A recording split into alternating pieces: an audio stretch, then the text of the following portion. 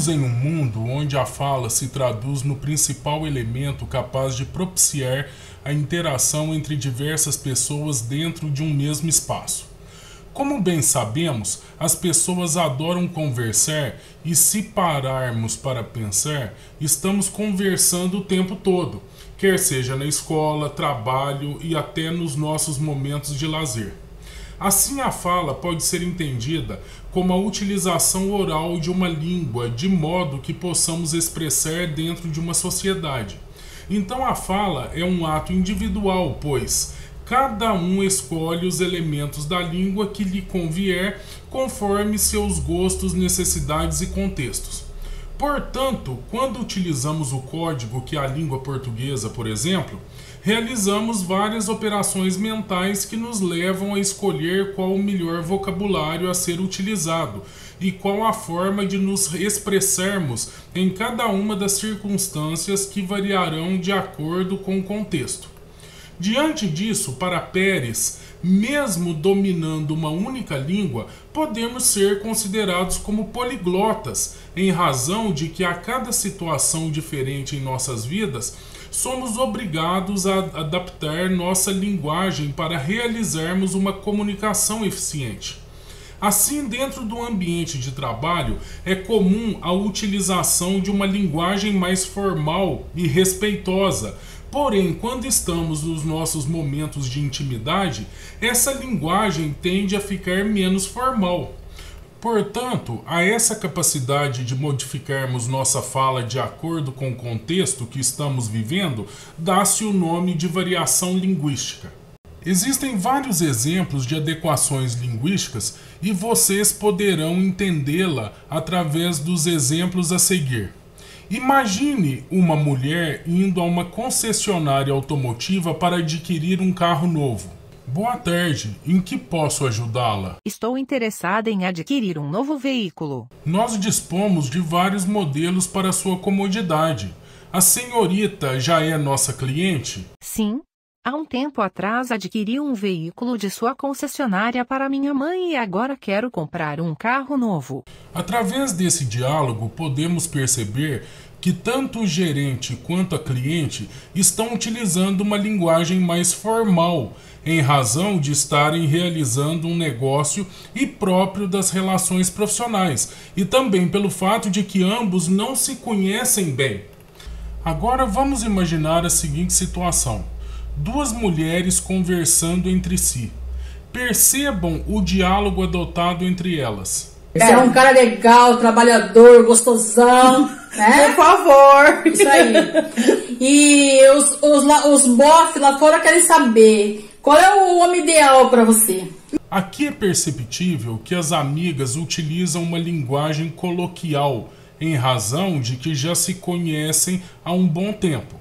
Assim, não há necessidade de utilizar a norma culta o tempo todo, e sim uma linguagem mais informal, que é dotada de gírias, de trocadilhos, mas também pode ocorrer casos onde a linguagem não é adaptada à situação de comunicação, e isso vocês poderão entender no exemplo a seguir, a história em quadrinhos.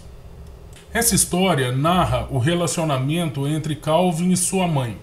Então aqui na história em quadrinhos, a mãe de Calvin vira para ele e diz o seguinte: aonde vais tu, delinquente infante? Haverá ainda vilânia que não tenhas cometido? Aí ele vira para ela e fala o seguinte: fazes mau juízo de mim. Ajo intempestivamente, e o Zefir mais elaborado ostenta mais tramas do que eu. Contudo, não me detenhas, posto que resolvido estou a deixar este lugar incontinente. Como queiras, responde a mãe dele, mas se sabedor que breve se me revelarão, teus intentos por ora vai-te-lhe traste. Aí ele vira para ela e fala o seguinte: confia que sou inocente. Aí depois de noite, eles assistindo televisão, ele pensa o seguinte: santo palavreado será que não tem um seriado de polícia onde eles falem que nem gente de verdade? Na situação descrita no diálogo de Calvin com sua mãe, é possível notar que eles não fizeram uso da adequação linguística, por utilizarem uma linguagem formal dentro do ambiente familiar, onde seria melhor utilizar uma linguagem mais informal, mais coloquial. Assim, a variação linguística ocorre dentro de vários contextos distintos, ou seja, em situações mais formais exigirá a norma padrão, porém em situações informais não. Variação linguística. O porquê estudar a variação linguística? Porque a língua, ela tem transformações, mudanças de acordo com o tempo, né? E vou iniciar com a mensagem do Polato. Abre aspas. A língua é viva, acompanha o povo ao longo dos tempos, expressando uma maneira de organizar o mundo em nomes e estruturas linguísticas, mudando e reinventando-se com as pessoas. Polato, 2007. Então, a língua, ela é viva, ela tem transformações de acordo com o tempo e com o espaço. Existe o jeito certo ou errado de falar? Será que fulano falou certo em certa ocasião ou falou errado? Existe sim, é a forma de falar ou expressar adequada ou inadequada. Não existe jeito de falar certo ou errado. O meu pai, o meu avô falava de uma forma, hoje eu falo de outra. E provavelmente o meu filho, os meus netos vão falar de outra forma. Isso acontece com a medida do tempo, o espaço vai tendo mudanças, transformações. Então, o que é variação linguística? É a capacidade que a língua tem de se transformar e de se adaptar de acordo com alguns componentes. E esses componentes são muito importantes, porque eles é que fazem todas as mudanças, as transformações, as diferenças de uma língua para outra, que são a variação histórica, a variação social, a variação regional ou geográfica, a variação estilo ou situação. E nós vamos falar cada uma delas, né, citando exemplos e demonstrações. A variação histórica são as palavras e expressões que deixam de ser usadas e surgem novas palavras. Vamos retornar lá em 1500, com a chegada dos portugueses no Brasil e encontrando os índios, que são os nativos aqui na nossa terra. Já começaram uma mistura com a língua e de repente chega os africanos, né? Os escravos.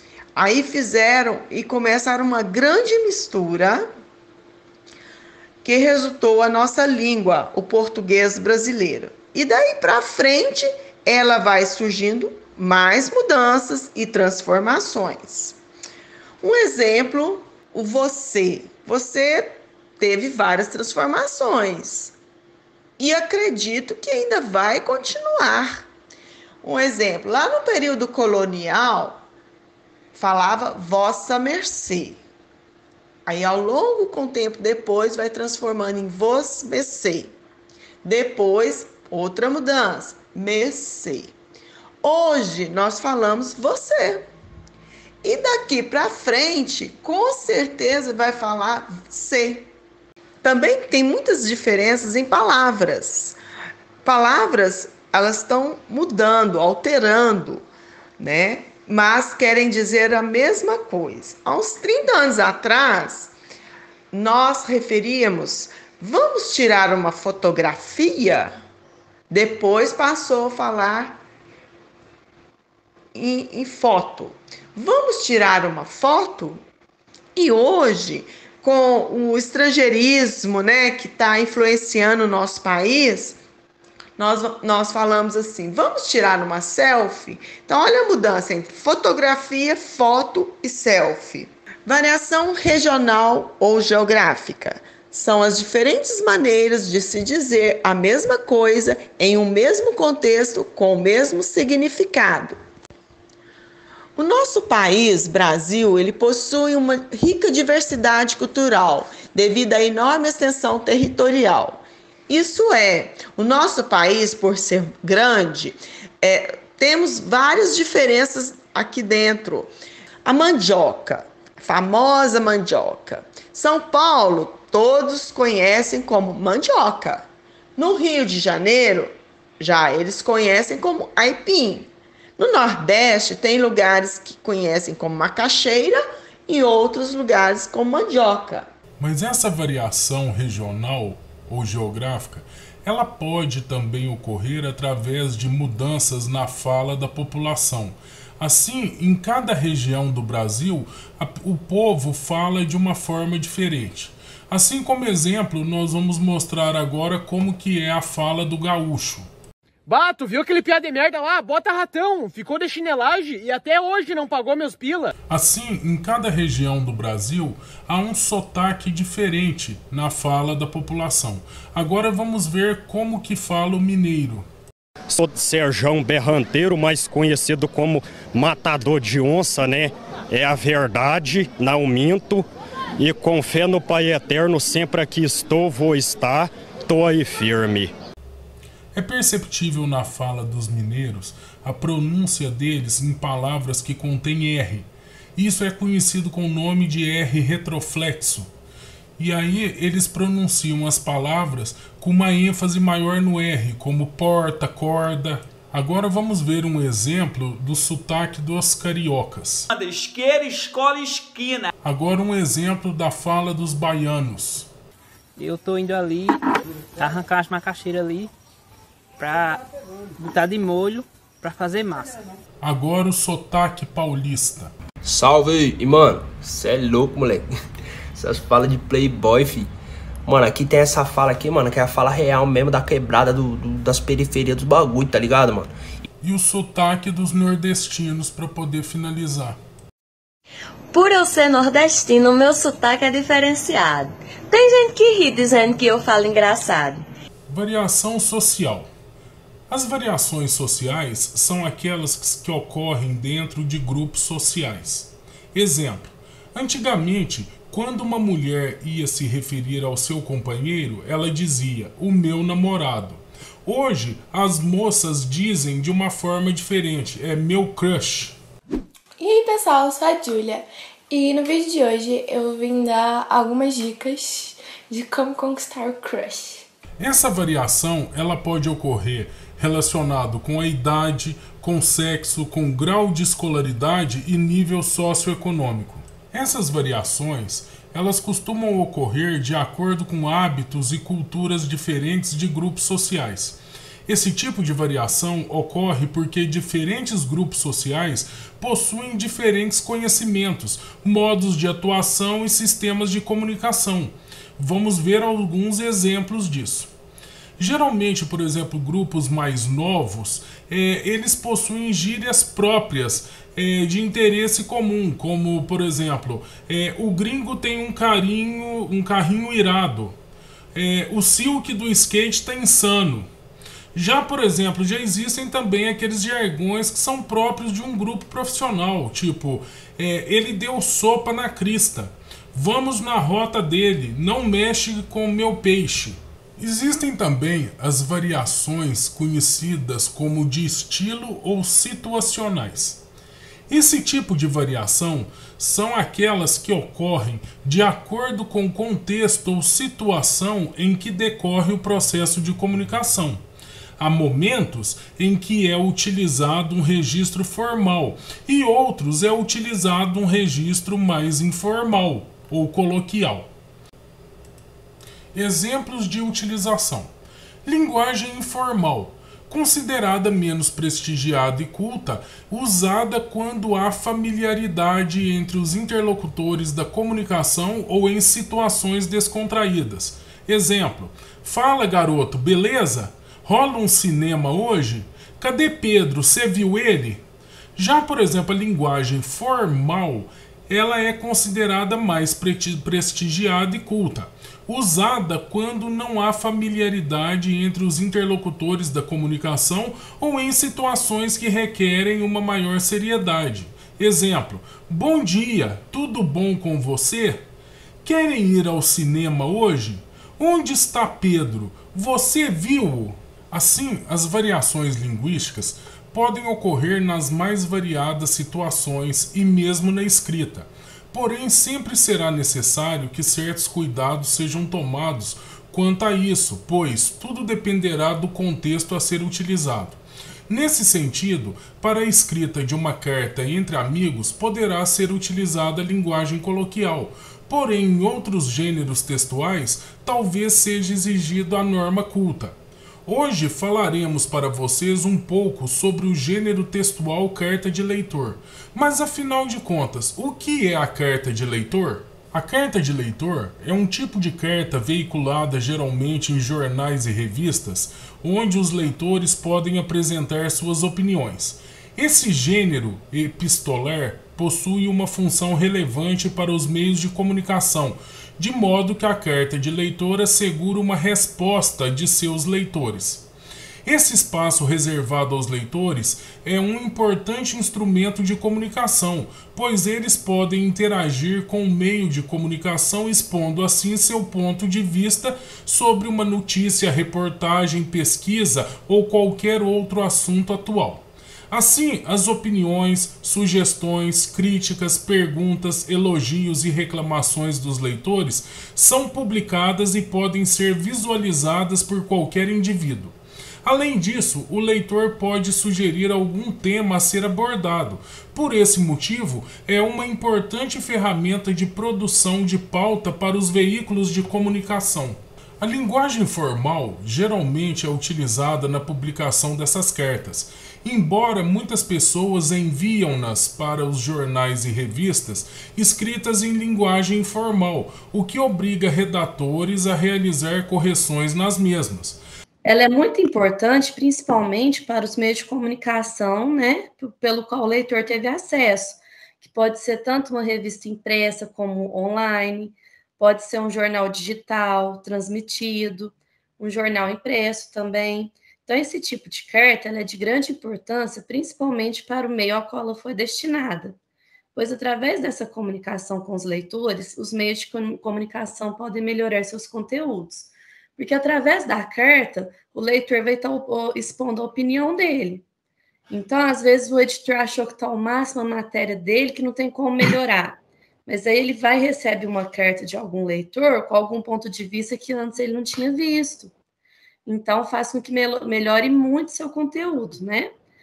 Assuntos que interessam mais a cada público e faixa etária, porque não adianta eu colocar um assunto assim sobre economia, querendo ter um amplo grupo de leitores, sendo que não vai ter interesse um adolescente de 14 anos. Então, tem que saber o assunto a qual que vai ser destinado, a qual faixa etária, a qual público-alvo. Serve também para melhorar a audiência, porque o leitor só vai querer ler aquilo que ele tem interesse, né?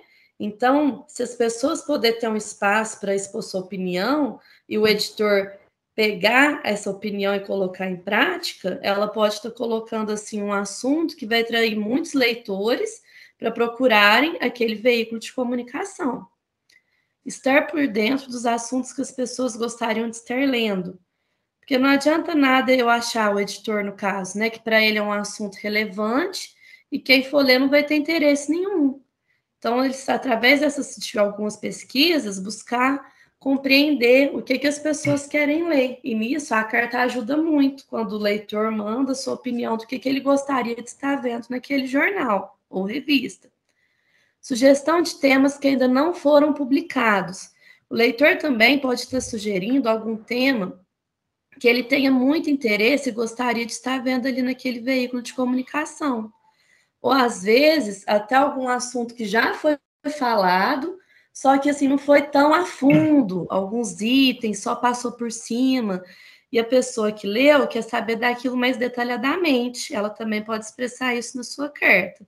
Geralmente, os temas mais comuns em uma carta do leitor são sociais e coletivos, são temas assim que envolvem mais uma comunidade inteira, né? Um grupo, as pessoas que estão ali lendo, não só uma pessoa individualmente. Notícias atuais que estamos vivendo no momento. É raro a gente ver uma carta do leitor sobre coisa que aconteceu assim, há mais de 100 anos atrás. Geralmente é sobre um assunto que acabou de ser postado ou emitido, né? E as pessoas estão ali interessadas naquele assunto atual. Temos um grande exemplo que é a pandemia. Por mais que faz mais de um ano que a gente está passando por ela, a cada dia sai uma nova notícia, né? Então, são assuntos atuais que estão dando audiência, que as pessoas querem saber, porque ainda é tudo muito incerto. Tem muitas pessoas que ainda não se vacinaram, tem leitores que querem saber como que é transmitido, os sintomas que podem causar, o que a pessoa tem que fazer, o que ela tem que procurar, muitas informações sobre o assunto, né? Agora eu vou falar das diferenças entre a carta de leitor e outros tipos de carta. Há uma diferença entre carta do leitor e carta ao leitor. Às vezes a pessoa está lendo um jornal e viu lá o título, carta do leitor. E às vezes no outro dia lê carta ao leitor, acha que é a mesma coisa, nem percebe a diferença, né? Só que a carta do leitor é quando o leitor lê algum assunto, manda a carta para o jornal ou revista sobre a sua opinião. O que ele achou, algumas críticas, alguns elogios, e a carta ao leitor é a resposta que o jornal ou revista pode dar ao leitor. Aí já é da própria revista para a pessoa que enviou a carta. Às vezes eu posso, principalmente em jornal, naquela parte que a gente vê, né, em jornais municipais, mete bronca, que a pessoa manda assim, eu gostaria que estivessem vindo olhar os buracos na rua B, porque está atrapalhando muito o tráfego dos veículos.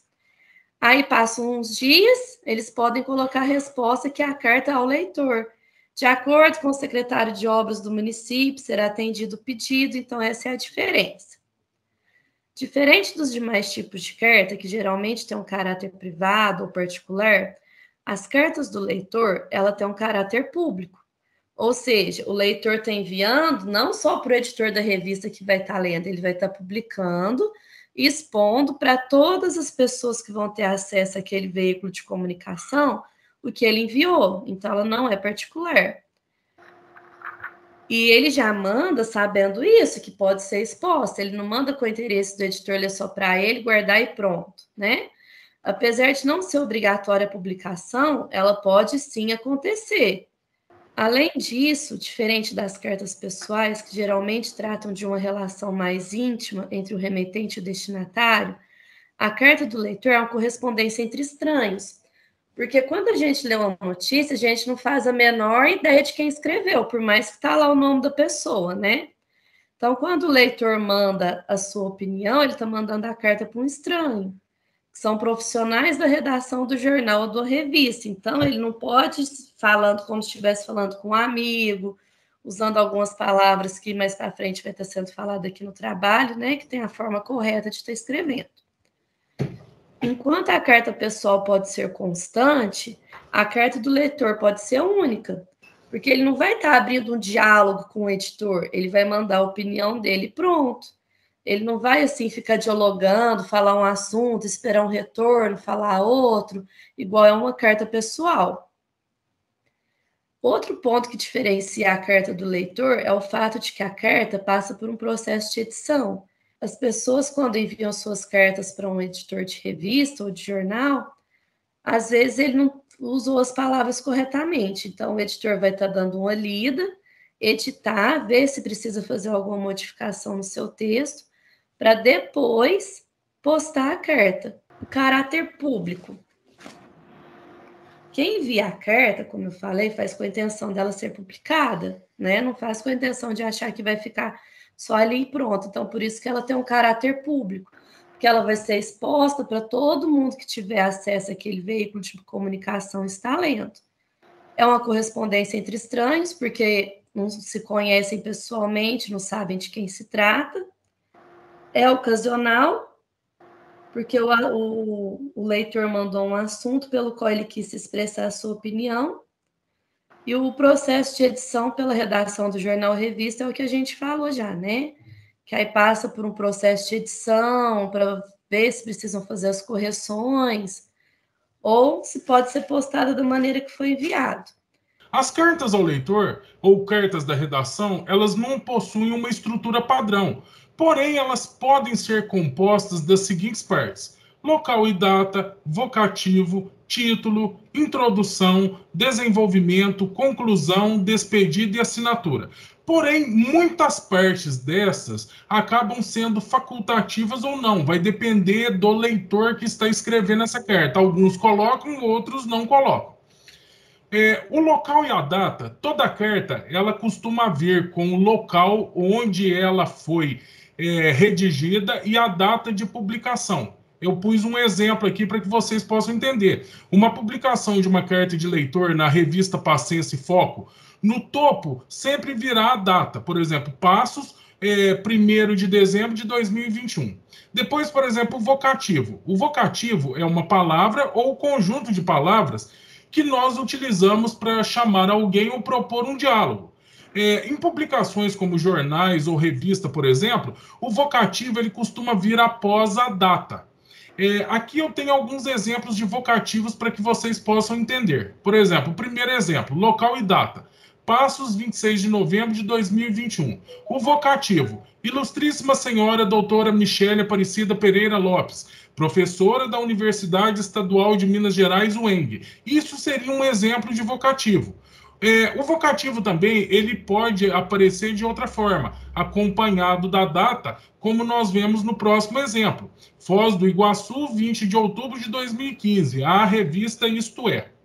Esse diagrama aqui, ele mostra como que é formado o cabeçalho da carta. O cabeçalho, ele é formado por duas estruturas, é o local e a data, junto do vocativo. Essas duas informações compõem o cabeçalho da nossa carta de leitor. O título, no caso, ele sintetiza a ideia presente na carta e serve justamente para direcionar o leitor para o assunto a ser introduzido. Porém, em muitas cartas costumam aparecer, alguns leitores colocam título, outros não colocam. Isso é totalmente facultativo. A introdução é a parte na carta na qual o leitor irá introduzir o assunto que vai ser desenvolvido ao longo dessa carta. O desenvolvimento seria o desenvolvimento do quê? Da argumentação do leitor. Ou seja, será aqui que as informações serão apresentadas em seu teor. A conclusão seria a recapitulação de todo o assunto desenvolvido ao longo, por exemplo, dessa carta, através de um arremate de ideias. As despedidas são as saudações finais do leitor, atenciosamente, cordialmente, respeitosamente, até breve, abraços, dentre outros. E no caso, a assinatura, que é a colocação do nome do leitor no final dessa, e pode acontecer de duas formas. O nome por extenso quando o autor quer se identificar. Exemplo, Ibiatã José de Almeida Reis. Ou então, no caso, quando o autor não quer se identificar, usa uma sigla. Por exemplo, que são as primeiras letras das iniciais do nome da pessoa. Aqui eu dei um exemplo do meu nome, y.j.a.r. Quando o leitor, logicamente, ele não quer se identificar.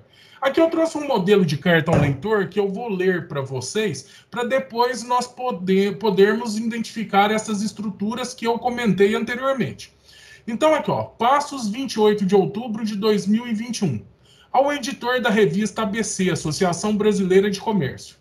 Sou proprietário de uma rede de supermercados da região e, como acompanho semanalmente sua revista, também gostaria de expressar a minha opinião sobre a questão da substituição das sacolas plásticas por retornáveis. Por uma questão de praticidade, sei que as sacolas de plástico surgiram de reclamações dos consumidores, pois as sacolas de papel não eram resistentes, acarretando em diversos problemas. No entanto, senhor editor, após 50 anos, percebo bem o que seria visto como um retrocesso. Na verdade, não passa de algo muito benéfico para toda a sociedade.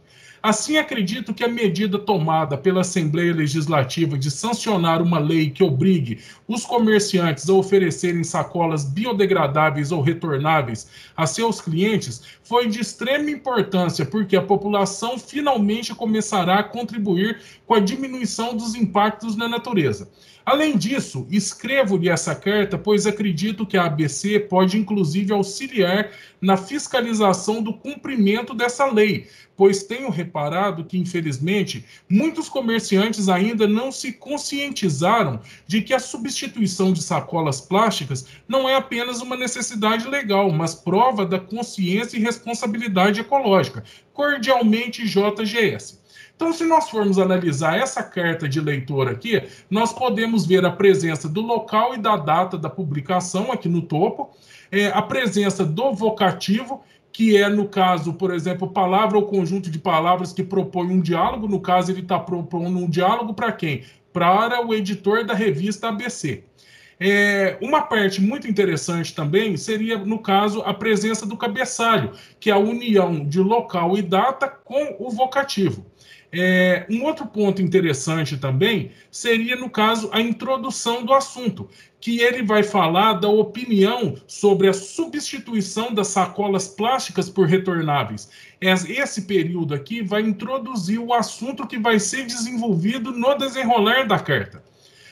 A presença, por exemplo, do desenvolvimento, onde ele vai falar justamente a grande vantagem da substituição das sacolas plásticas, que as sacolas elas substituíram as sacolas de papel, porque quando elas molhavam, elas desfaziam, que isso não foi um retrocesso para a humanidade, sim, foi uma conquista muito grande, mas ele vai falar também dessa lei da Assembleia Legislativa, que justamente sanciona a utilização de sacolas biodegradáveis ou então sacolas retornáveis, embalagens retornáveis, justamente por causa dos impactos ambientais. Então, nós percebemos aqui que que esse conteúdo ele passa a ser desenvolvido pelo leitor na etapa do desenvolvimento. Depois, o que ele faz? Ele conclui o assunto fazendo um arremate de ideias, onde ele escreve essa carta justamente para falar para a ABC auxiliar nessa fiscalização dessa lei que foi sancionada e da importância dessa substituição das sacolas plásticas por exemplo, sacolas retornáveis ou biodegradáveis para não gerar um impacto ambiental. Também a gente pode ver a presença da despedida, que ele usa um cordialmente, e também a assinatura que dá através de sigla, porque o JGS não quis se identificar. A publicação da carta ao leitor. Nem todas as cartas que são recebidas por uma redação de um jornal ou revista, elas são publicadas. Todas passam por um processo que chama triagem, que é a seleção das cartas que vão ser publicadas daquelas que não são. Exceto em casos, por exemplo, prescritos em lei, onde, por exemplo, há direito de resposta. Se uma pessoa é ofendida, ela tem um direito de resposta que pode ser publicado em uma dessas revistas, ou jornais de circulação e tal. Então, ela faz uma carta do leitor para poder retratar sobre um determinado fato que ocorreu. Aqui eu fiz um diagrama para que vocês possam entender como se dá esse processo de publicação da carta ao leitor. A primeira etapa, que é o recebimento da carta, é onde as cartas elas chegam em jornais e revistas. Em seguida, elas são encaminhadas para o departamento de triagem. Na triagem, o editor ele vai selecionar aquelas cartas que vão ser publicadas daquelas cartas que não têm chance de serem publicadas. Então, por exemplo, cartas que não têm chance de serem publicadas, elas são excluídas. Agora, aquelas que podem ser publicadas, elas se subdividem em duas etapas. Existem aquelas cartas que são formadas por períodos curtos, cartas que, por exemplo, assim, não possuem erros ortográficos, gramaticais, erros de concordância. Então, no caso, elas já vão direto para essa etapa de publicação, elas vêm aqui para a parte de baixo, onde ocorre a publicação. Mas aquelas que são cartas muito extensas, muito longas, ou que, por exemplo, apresentam erros ortográficos, gramaticais, elas têm que passar pela etapa da edição. Então, elas são enviadas para a redação, o redator, ele vai corrigir erros dessa carta, erros gramaticais, e em seguida envia para a etapa de publicação, que é a etapa final. Dentro dessa etapa, existe uma outra etapa que é conhecida com o nome de diagramação, que é uma etapa intrínseca à publicação. O que ocorre na diagramação? Existem profissionais que utilizam programas gráficos como Corel, Photoshop, Illustrator e editores de texto profissionais que vão diagramar, montar as páginas do jornal, da revista, vão construir os layouts para que, por exemplo, assim, a revista possa ser impressa, para que o jornal possa ser impresso, e assim vai.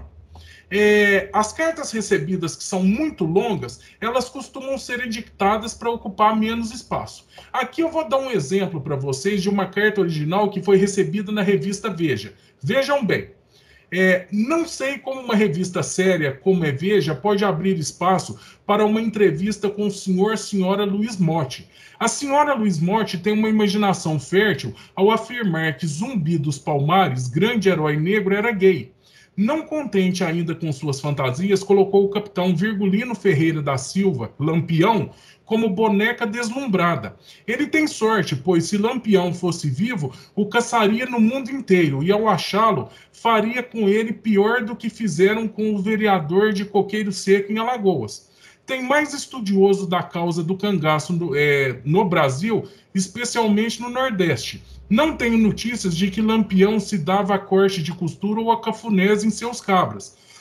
Não tenho ainda notícias de algum cabra conhecido por Cascavel. Tinha sim, Jararaca, que foi morto em um tiroteio, ou melhor, após um tiroteio ficou ferido e foi assassinado pelos membros da Polícia Militar do Rio Grande do Norte em Mossoró. Todo gay é como um drogado, contra gente como ele em todos os lugares, talvez para justificar a sua posição, que sua própria consciência reprova. Essa carta aqui ela foi enviada por José de Souza Freire, de Minas Gerais. Vocês podem perceber a grande quantidade de erros ortográficos, erros gramaticais, erros de concordância, pontuação. Vocês podem reparar que eu destaquei em cores diferentes para vocês verem que os períodos eles são muito longos.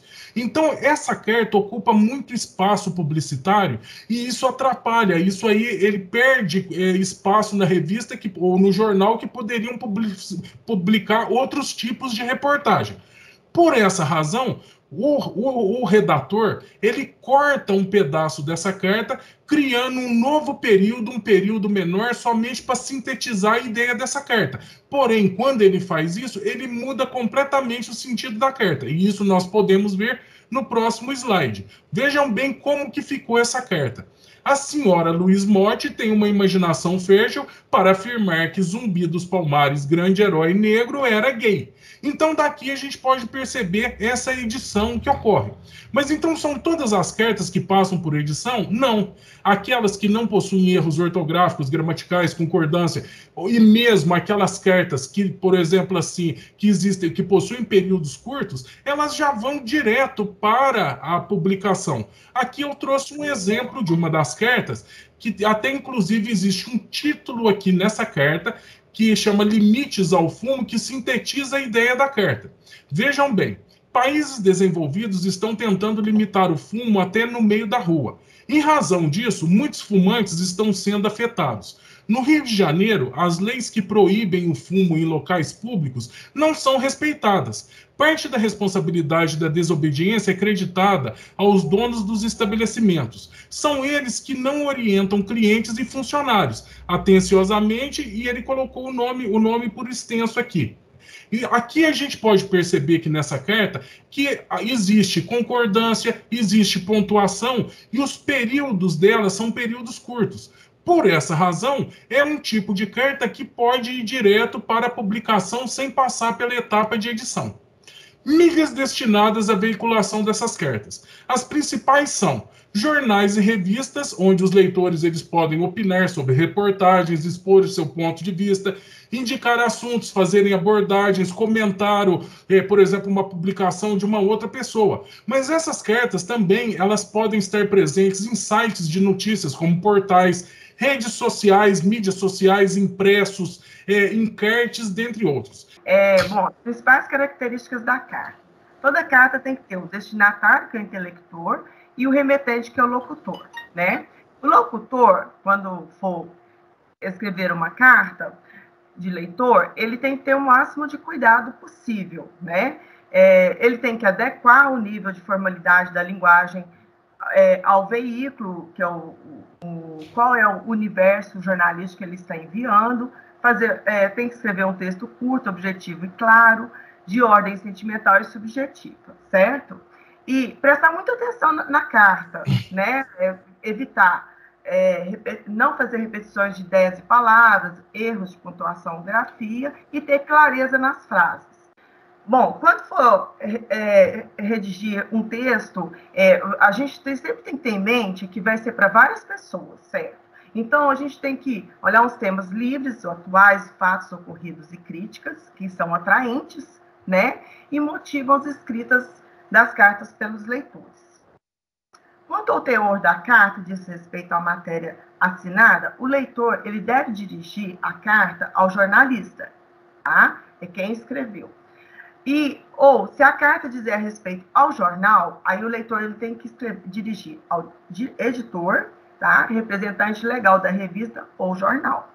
A linguagem da carta varia de acordo com 3 elementos essenciais.